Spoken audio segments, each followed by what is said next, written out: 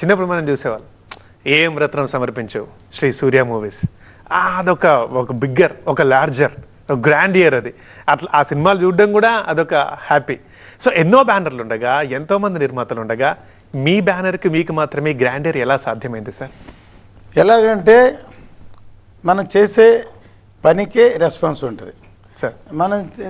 మన తీసిన సినిమా అంత సక్సెస్ఫుల్గా అంత గ్రాండ్గా ఉంటుంది కాబట్టి ఆడియన్స్ కూడా అంత నమ్మకం.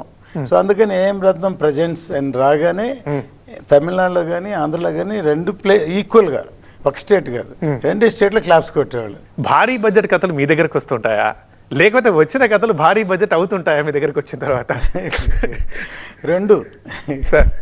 వచ్చిన తర్వాత ఎందుకంటే ఒక సీన్ని ఇలాగైనా తీయచ్చు, ఇలాగైనా తీయచ్చు, ఇలాగైనా తీయచ్చు. స్కైజ్ ద లిమిట్ కదా. అందుకని ఇది ఎందుకంటే వ్యయంతో కూడిన విషయం కదా. అంటే క్రియేషన్కి అంతం లేదు, ఎండ్ లేదు. బాగుండాలి. అట్లాగే క్వాలిటీ కూడా లిమిటేషన్ లేదు. ఎక్కడో దగ్గర ఫుల్ స్టాప్ పెట్టకపోతే వెళుతూనే ఉంటుంది, అంతే కదా.